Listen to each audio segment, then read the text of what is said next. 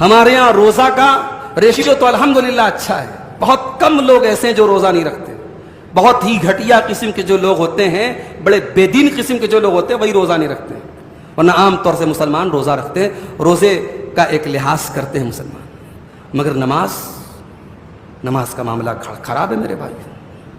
یہ رمضان میں جو مسجدوں میں بھیڑ نظر آ رہی ہے، کیا ہم کو معلوم نہیں رمضان کے بعد کیا حال ہوگا؟ سب معلوم ہے ہم کو۔ اکثر مسجدوں میں ایسے غائب ہوتے ہیں نمازی جیسے گدھے کے سر سے سینگ غائب ہوتا ہے۔ رمضان میں صاحب فرسٹ فلور بھی بھرا ہے، سیکنڈ فلور بھی بھرا ہے، تھرڈ فلور بھی بھرا ہے، اور رمضان کے بعد تو 3 صف کے بعد چوتھی صف کی گنجائش باقی نہیں بچتی۔ بہت ساری جگہوں پہ یہ حالات ہیں۔ تو اس آیت کریمہ سے معلوم ہوا کہ اسلام میں کلمہ پڑھنے کے بعد سب سے امپورٹنٹ نماز، سب سے امپورٹنٹ عبادت نماز ہے، اور نماز کے بعد تھرڈ عبادت زکوٰۃ ہے، اور چوتھا نمبر ہے روزے کا۔ تو اس لیے میرے بھائیوں نماز اور زکوٰۃ پر ہم خاص طور سے توجہ دیں۔ اس کے بعد مشرکین کی غلط فہمی کو دور کیا گیا۔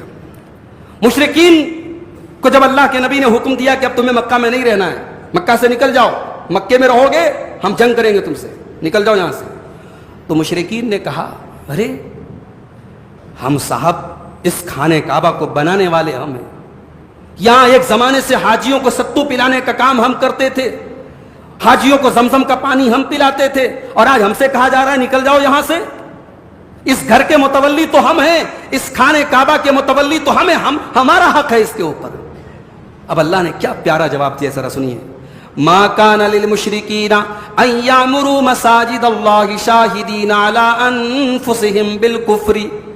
اے مشرکو، تم اللہ کی مسجدوں کو آباد کرنے کا کوئی ادھیکار نہیں رکھتے جب تک تم کفر کر رہے ہو، جب تم اللہ کو مانتے ہی نہیں ہو، جب تم اللہ الہ الا اللہ کا اقرار ہی نہیں کرتے ہو، جب تم اللہ کی توحید کا کلمہ پڑھنے کو تیار ہی نہیں ہو، تو مسجدوں کو تعمیر کرنے کا کوئی مطلب نہیں ہے۔ اولئک حبطت اعمالہم وفی النار ہم خالدون۔ اے لوگو، تمہارے سارے کے سارے عمل برباد ہو جائیں گے اور تم جہنم میں ہمیشہ ہمیش رہو گے۔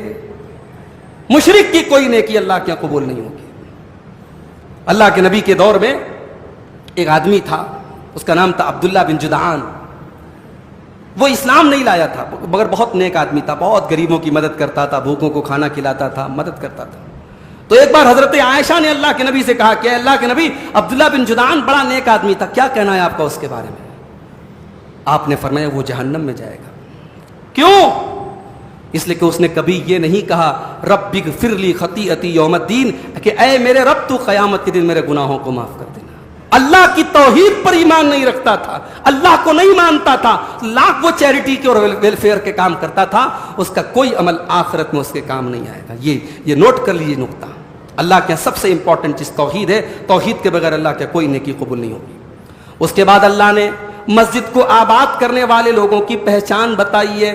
انما یامر مساجد اللہ من آمن باللہ والیوم الآخر۔ اللہ کی مسجد کو تو وہی لوگ آباد کرتے ہیں جو اللہ کے اوپر ایمان رکھتے ہیں اور قیامت کے دن کے اوپر ایمان رکھتے ہیں، وہ اقام الصلاۃ اور نماز قائم کرتے ہیں، وہ آت الزکات اور زکات دیتے ہیں، ولم یخش الا اللہ اور صرف اللہ سے ڈرتے ہیں، فعسى اولئک ان یکونوا من المہتدین۔ یہی لوگ ہدایت پانے والوں میں سے۔ اجعلتم سقایۃ الحاج وعمارۃ المسجد الحرام کمن آمن باللہ والیوم الآخر۔ اے مکہ کے کافرو، کیا تم یہ سمجھتے ہو کہ حاجیوں کو پانی پلانا اور خانے کعبہ کو تعمیر کرنا، یہ کام کیا ایمان لانے والوں کے برابر ہو جائے گا؟ جو اللہ کے اوپر ایمان لاتا ہے اور جو قیامت کے دن کے اوپر ایمان لاتا ہے، وجاہد فی سبیل اللہ، اور جو اللہ کی راہ میں جہاد کر رہا ہے، کیا تم یہ سمجھتے ہو حاجیوں کو پانی پلا لینے سے اور خانے کعبہ کی تعمیر کر لینے سے تم ان کے برابر ہو جاؤ گے؟ کبھی نہیں ہو سکتے۔